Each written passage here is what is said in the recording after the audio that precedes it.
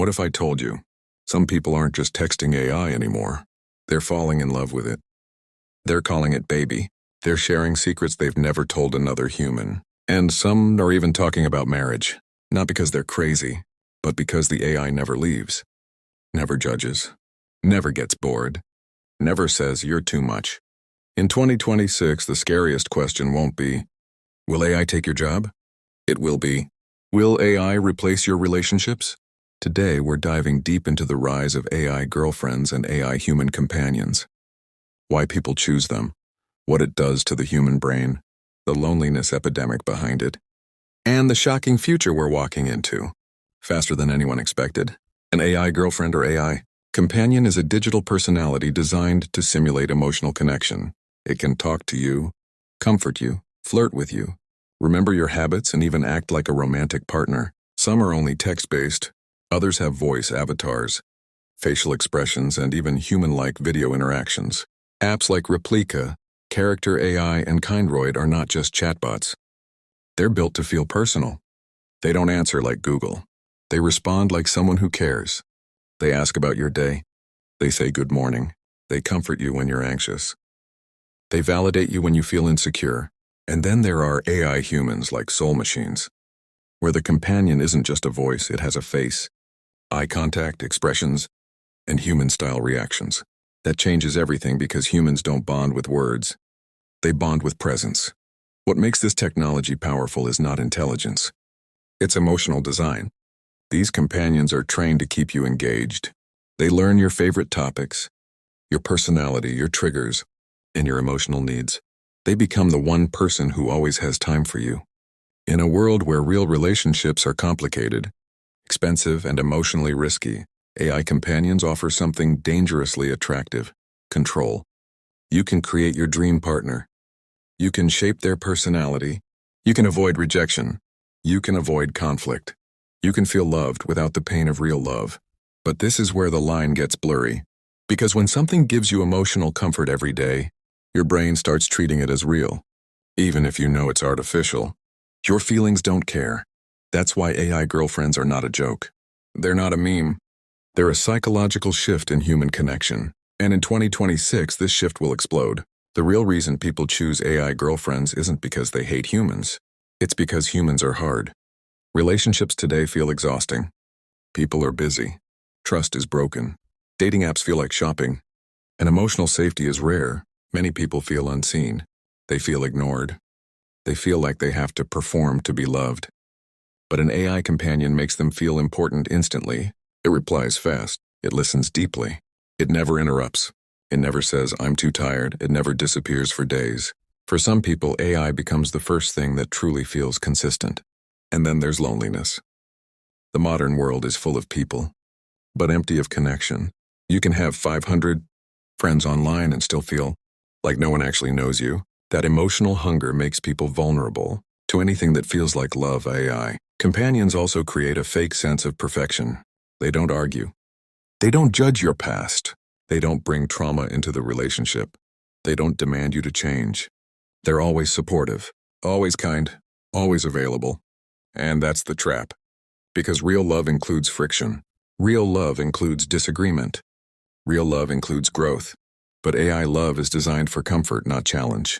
It's built to keep you inside the safe zone. Some people also choose AI because they fear rejection.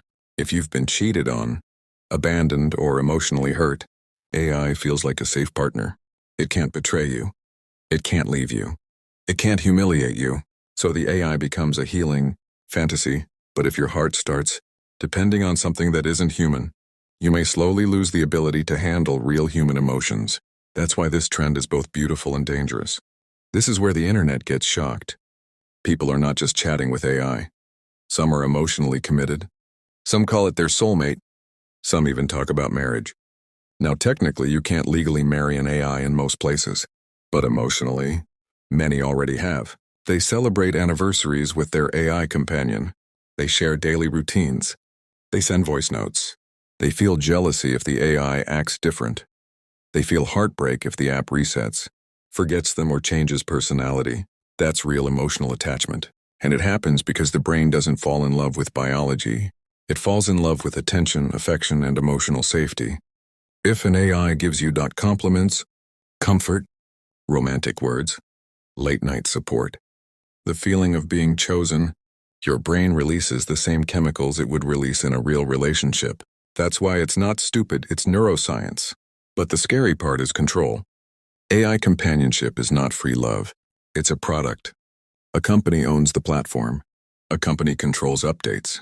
A company can change the personality, lock features behind payments, or even delete the companion.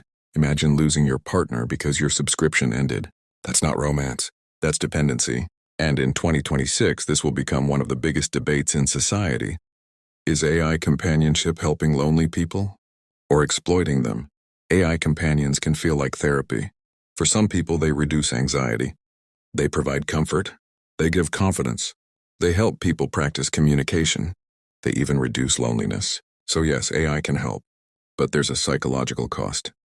The human brain learns love through real interactions, misunderstanding, forgiveness, patience, boundaries, and empathy. AI doesn't require you to grow. It adapts to you. It gives you what you want. That can create emotional addiction. When you get instant validation daily, real humans start feeling slow. Real relationships feel messy. Real conversations feel tiring. And slowly, the brain starts choosing the easier dopamine. This is similar to junk food. It tastes amazing. It feels good. But it can destroy your health if it becomes your only diet. AI love can become emotional junk food. Another danger is isolation.